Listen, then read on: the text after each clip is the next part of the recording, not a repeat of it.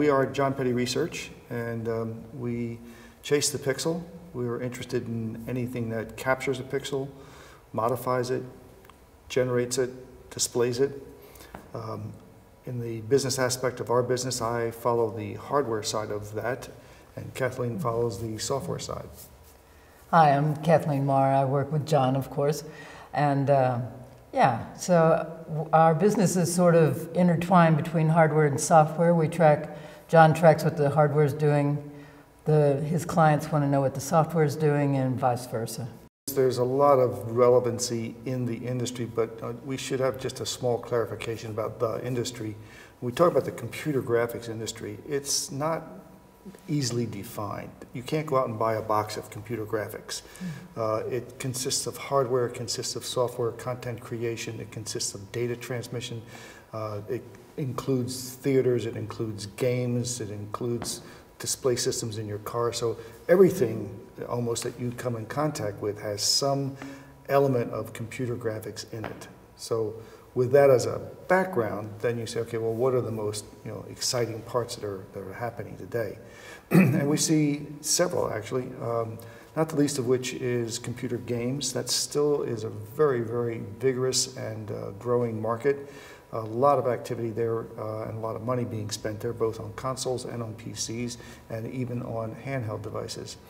In the terms of the enterprise, we see computer graphics being used for visualization, designing products and so forth, a thing called virtualization, where you remotely position the engines that do the computer work to where the user is. This now lets the user go to any place in the world, into the field or into a laboratory or anywhere, and have access to the big data that he or she was working on before. And then, of course, the buzzword that's on everybody's lips today is virtual reality, and secondarily augmented reality. And so all those things combined are involved in computer graphics.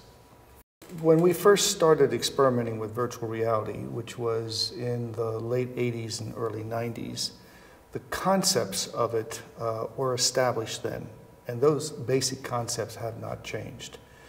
The problem with what we did in the 90s was that it was very expensive, the accuracy wasn't quite as good, and the latencies were too large. So the net result was that it was not a satisfactory experience, except for a few specialized industries that could tolerate those prices and could tolerate the lack of accuracy. So in certain military installations, in certain industrial investigations, it was okay. And that kept the industry alive for all these many years, a couple of decades now, until we got to the point we are today. What happened was the smartphone happened. And with the introduction of the smartphone and the huge volumes that it created, it drove down prices of the components. So things that you could use for sensing where you are, little magnetometers that would tell you, am I looking north or am I looking south? Accelerometers that would tell you, am I moving forward or backward or not? Low cost, low power processors, but powerful processors. All these things came about because of the smartphone revolution, including smaller but very high resolution displays. So with all of that stuff, all that material now available, a bunch of bright people said, well, gee, couldn't we use this for VR? And then experiments were made and they found out, well, yeah, we can. And so the first ones, if you've seen them, they were duct taped together and they had wires sticking out and so forth. But nonetheless, they were starting to work. And probably Oculus gets the most credit for being the pioneer in establishing the use of these smartphone parts in a virtual reality headset that got some attention. And then with the Facebook acquisition, it got a lot of attention.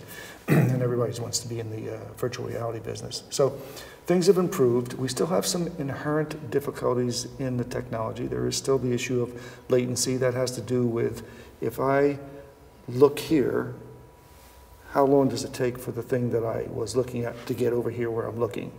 And that latency can be disconcerting.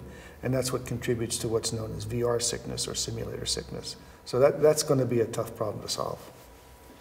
What I've been seeing is that the content creation tools have kind of lag behind.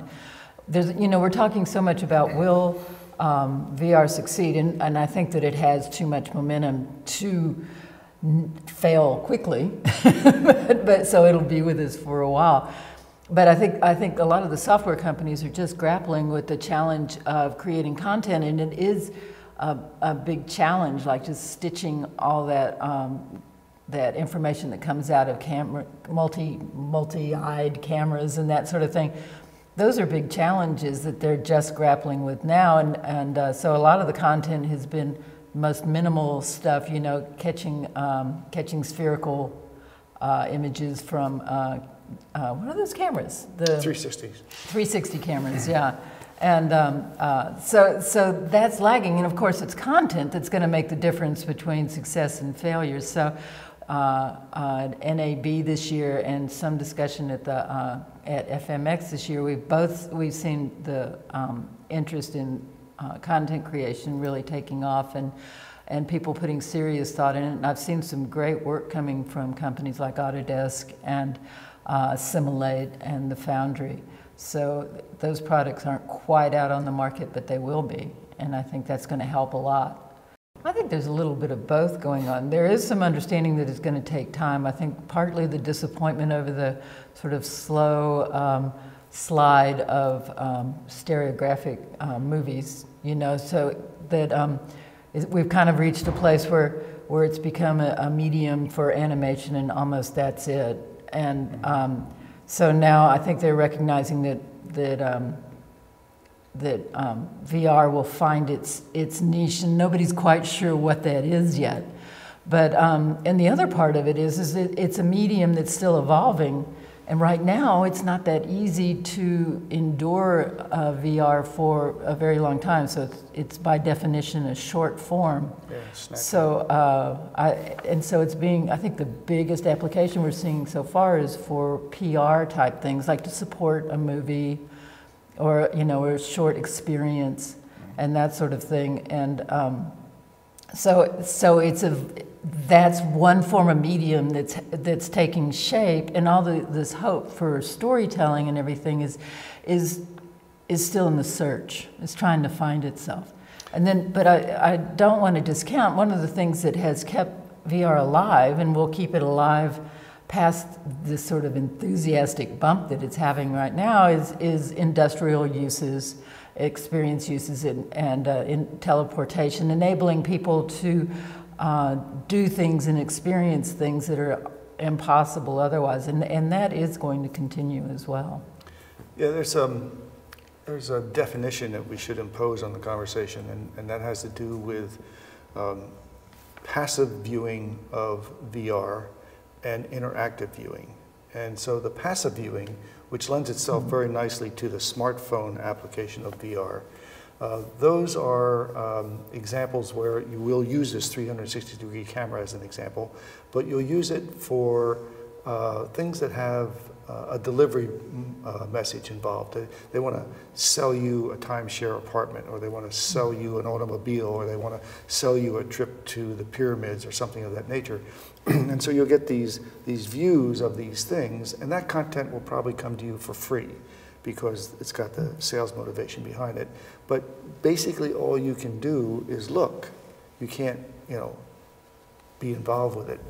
Conversely, you have interactive VR, where you not only can look at it, but you can get engaged with it.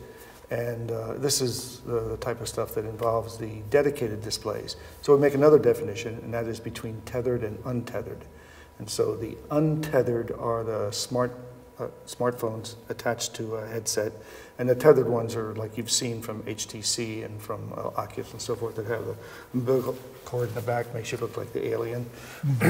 But you need that because you have to be connected to a big, powerful computer if you're going to engage in interactivity with some type of controls and things where you can pick up things and touch things and shoot guns and do other things. Now the next problem is that because this is a new area of engagement, we're going to have the same poor content, just like we did in the early days of 3D. In the early days of 3D, stereo 3D, everybody thought that the trick was to shoot something in your face, and great, okay, you did that. After that happens 2 times, you're bored with it, let's not do that anymore. Well, now, in VR, the thing is that we're going to have this big open world, and we can look down, we can look up, we can look sideways, and so forth. Well, not everything requires that. You know, if you're driving a car, for example, you don't need to look at the floor of the car. You just don't do that when you're driving a car. Your focus is this way. So we have to learn how to tame the content creators and tell them, just tone it down a little bit, and let's have some real virtual reality. Let's not just have craziness because we can do it.